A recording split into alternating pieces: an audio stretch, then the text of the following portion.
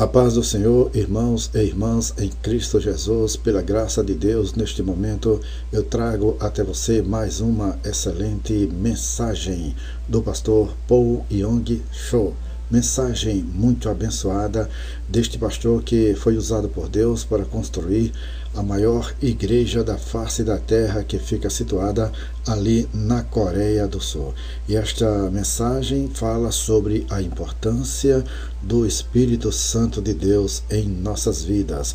Eu peço encarecidamente a você que curta, comente e compartilhe os vídeos deste canal. Se ainda não for inscrito ou inscrita, inscreva-se neste canal e ative o sininho das notificações, pois sempre estamos postando vídeos para sua edificação espiritual.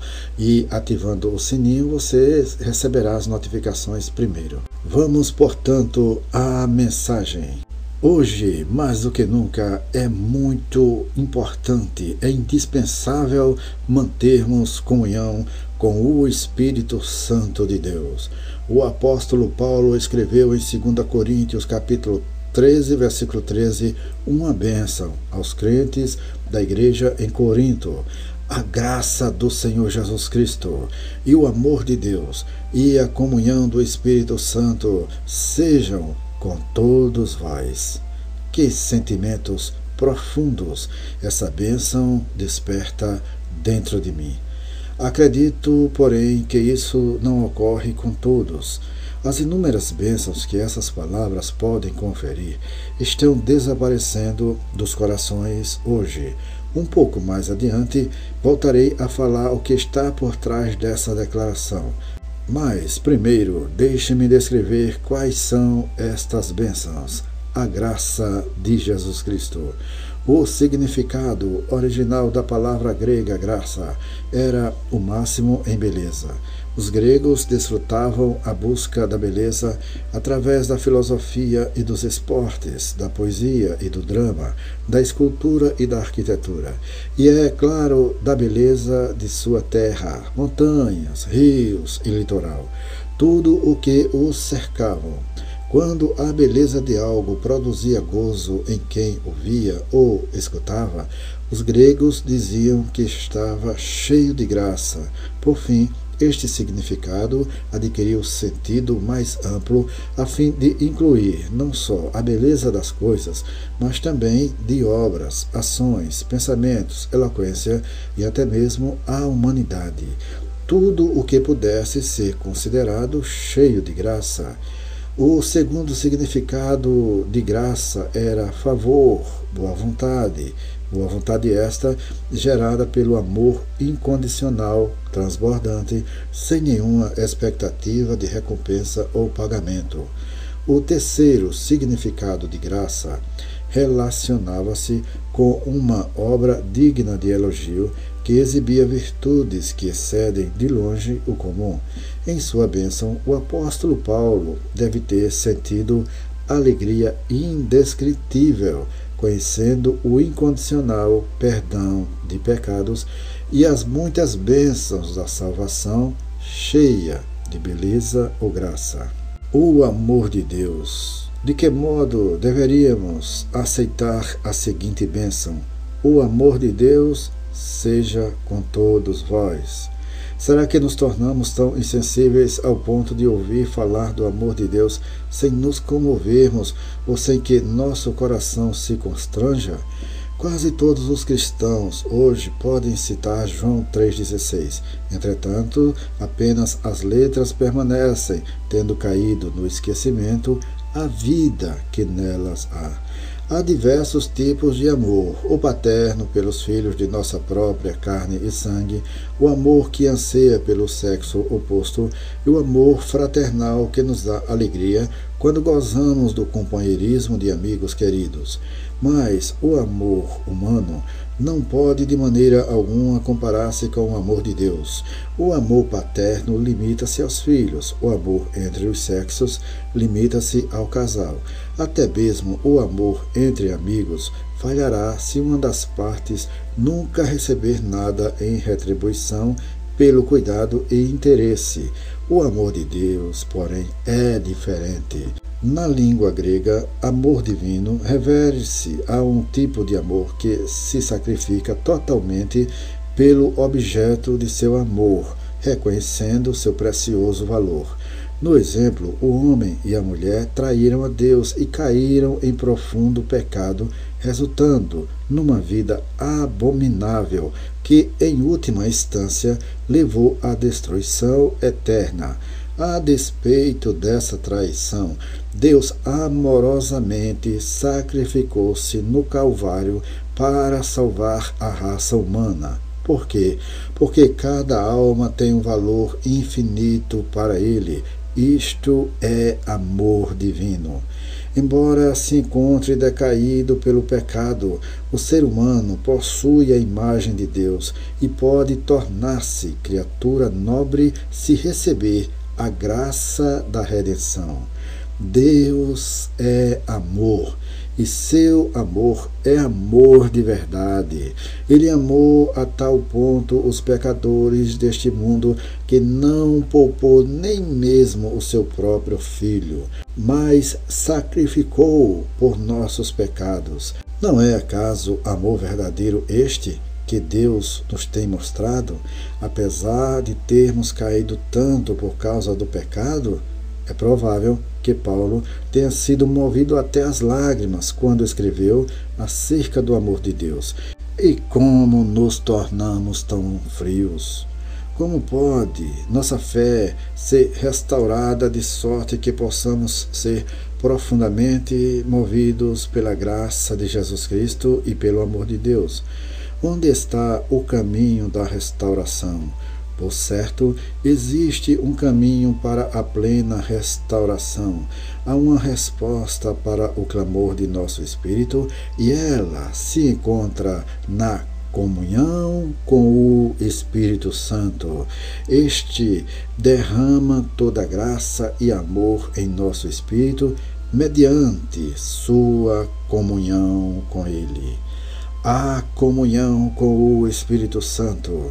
Comunhão significa comunicar-se com alguém, viajar juntos, transportar-se juntos. O esplêndido desenvolvimento dos transportes tem feito do mundo moderno uma grande aldeia global. Por meio de rápido e conveniente sistema de transporte, pessoas de todo o mundo compartilham o que é necessário para satisfazer suas necessidades culturais, políticas, econômicas, militares e científicas.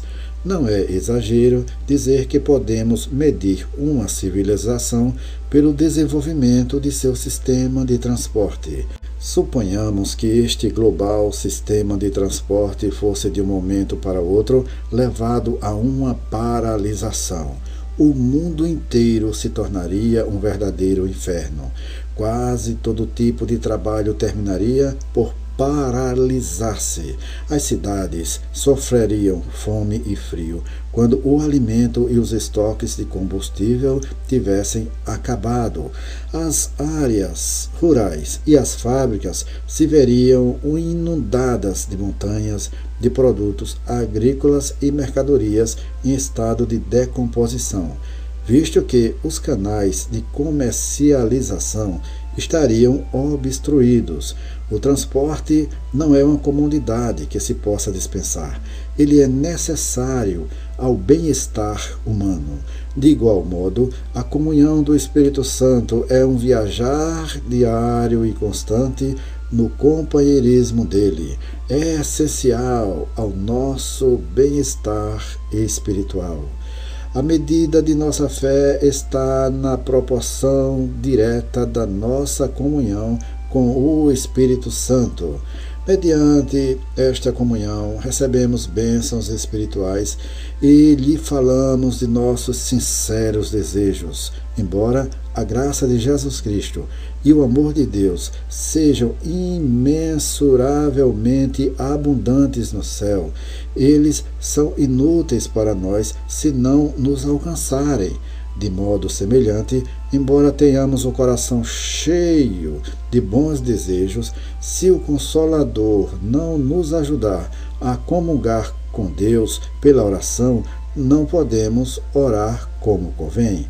A Bíblia é clara na confirmação deste fato, quando diz: ora, o Senhor encaminhe os vossos corações ao amor de Deus e à constância de Cristo. 2 Tessalonicenses, capítulo 3, versículo 5.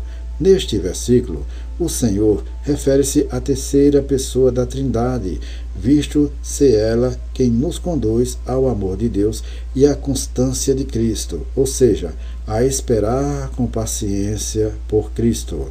Por mais que sejam abundantes a graça de Jesus Cristo e o amor de Deus, se o Espírito Santo não encaminhar nosso coração a tal graça e amor, nossa fé será expressa por palavras vazias. Se o Consolador não nos ajudar a comungar com Deus, nossa oração será como a dos fariseus, carente de vida por completo. A Bíblia ensina com clareza que o Espírito Santo nos assiste em nossa oração. Da mesma maneira, também o Espírito ajuda as nossas fraquezas. Não sabemos o que havemos de pedir como convém, mas o mesmo Espírito intercede por nós com gemidos inexprimíveis. Romanos capítulo 8, versículo 26.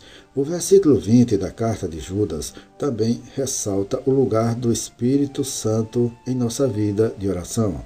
Mas vós, amados, edificando-vos sobre a vossa santíssima fé, orando no Espírito Santo. A palavra comunhão, usada por Paulo em sua bênção aos coríntios, a comunhão do Espírito Santo seja com todos vós, tem implicações profundas.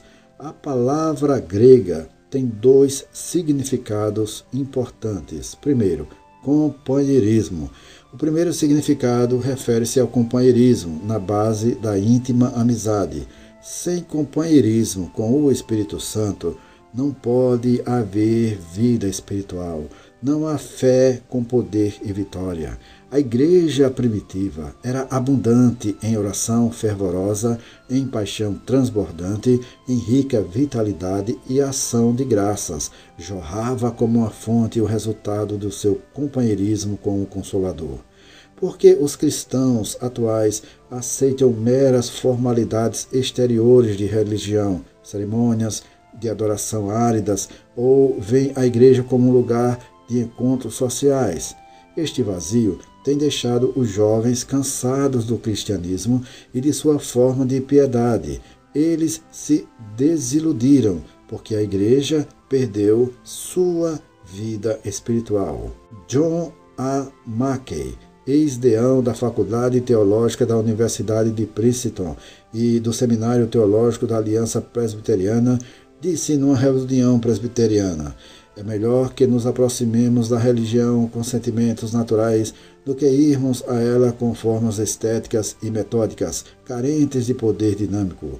Um dos mais importantes problemas que a igreja enfrenta hoje é que ela considera correto expressar os sentimentos em todos os campos, exceto na religião.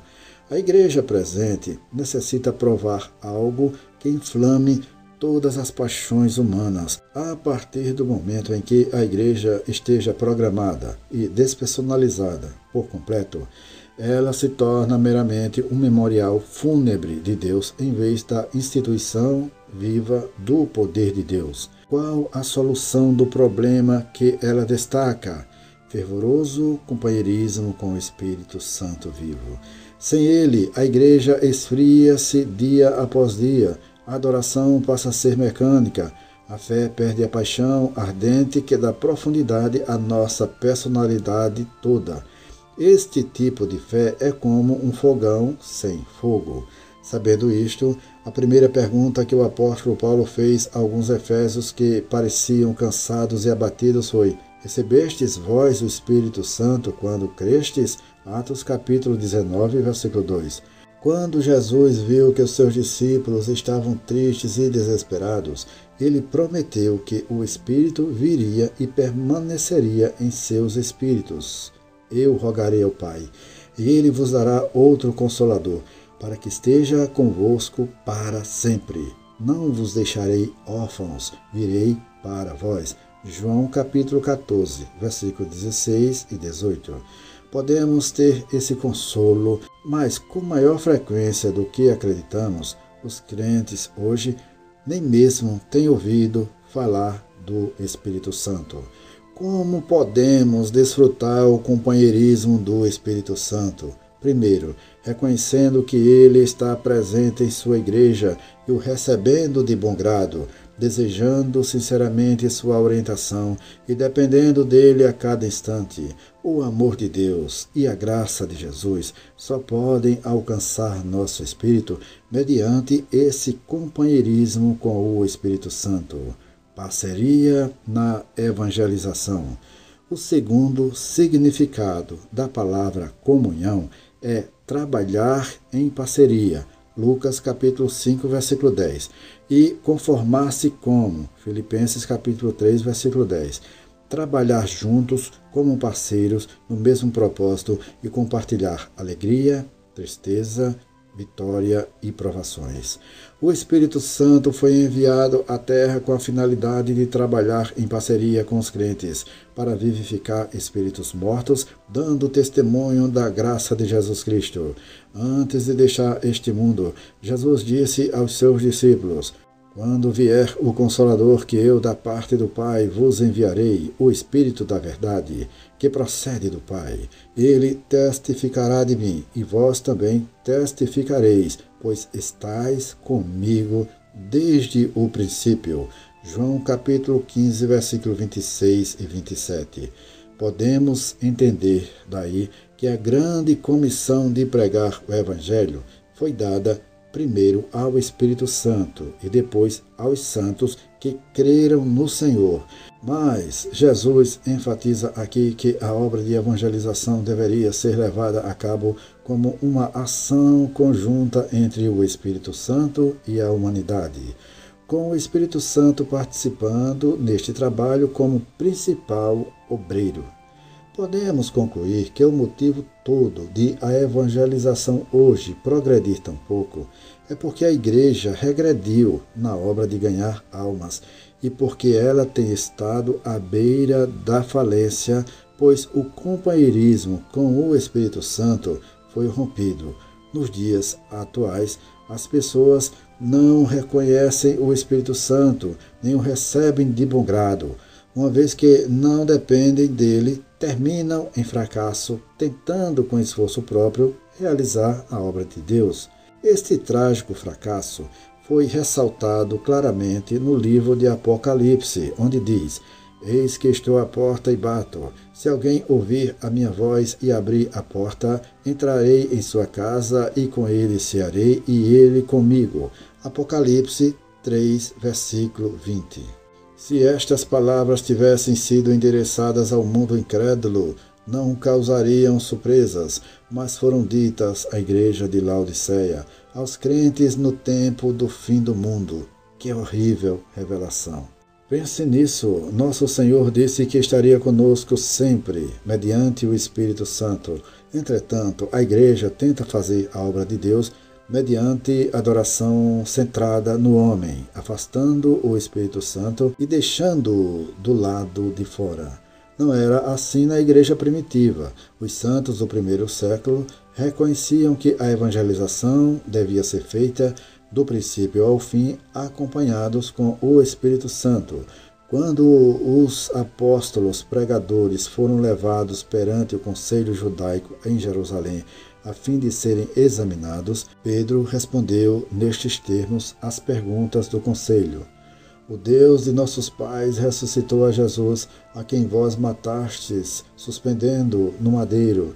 Deus com a sua destra o elevou a príncipe e salvador, para dar a Israel o arrependimento e a remissão dos pecados. Nós somos testemunhas destas palavras, nós e também o Espírito Santo, que Deus deu àqueles que lhe obedecem. Atos capítulo 5, versículo 30 ao 32. Pedro confirmou ali que a obra de evangelização dos apóstolos era executada de parceria com o Espírito Santo. Jesus não começou a pregar o reino dos céus, senão depois de haver recebido a plenitude do Espírito Santo. Só então ele levou a cabo seu ministério em 3 anos e meio, com grande poder e autoridade. Reconhecida esta verdade, como ousamos pensar que podemos realizar a obra de Deus tão somente com poder e sabedoria humanos? Antes de deixar este mundo, Jesus Cristo, o nosso Salvador amado, prometeu aos discípulos tristes e desesperançados: não vos deixarei órfãos, virei para vós. João capítulo 14, versículo 18. Enquanto Jesus estava com eles, ele não era só o infalível Senhor, ele era um consolador que cuidava deles. Jesus os provia de alimento, os curava e guardava dos ataques do inimigo. Mas, quando Jesus deixou-os, sentiram-se como órfãos inconsoláveis. Eles não entenderam a promessa de Jesus que diz: eu rogarei ao Pai, e Ele vos dará outro Consolador, para que esteja convosco para sempre. João capítulo 14, versículo 16. É nesta passagem que o Espírito Santo é chamado de Consolador. No dia de Pentecoste, os discípulos foram todos cheios com o Espírito Santo e começaram a falar outras línguas, à medida que o Espírito Santo lhes dava o dom da palavra. Depois dessa maravilhosa experiência, seus corações se encheram de conforto, paz e coragem. O Espírito Santo, o Consolador, estava dentro deles. Daquele dia em diante, não conheceram mais solidão nem tristeza, tampouco opressões emocionais ou desespero, apesar de terem sido caluniados, espancados e postos em prisão. O Espírito Santo estava lá, sacudindo-os com o infinito conforto de Deus. Eles podiam louvar a Deus mesmo em tempos de aflição ou de tribulação. Esta bênção de Deus é para os nossos dias. Esta bênção de Deus também é para eu e você, para todos nós. Devemos buscar ter comunhão com o Espírito Santo. Isto irá te capacitar para superar os obstáculos e avançar adiante em direção às boas e maravilhosas promessas de Deus para a sua vida. É sempre muito inspirador saber até onde o nosso canal está chegando. Se você já deixou nos comentários o nome de sua cidade, então deixe agora sua dica ou sugestão para o nosso canal. Sua opinião sobre os vídeos que postamos também é muito importante.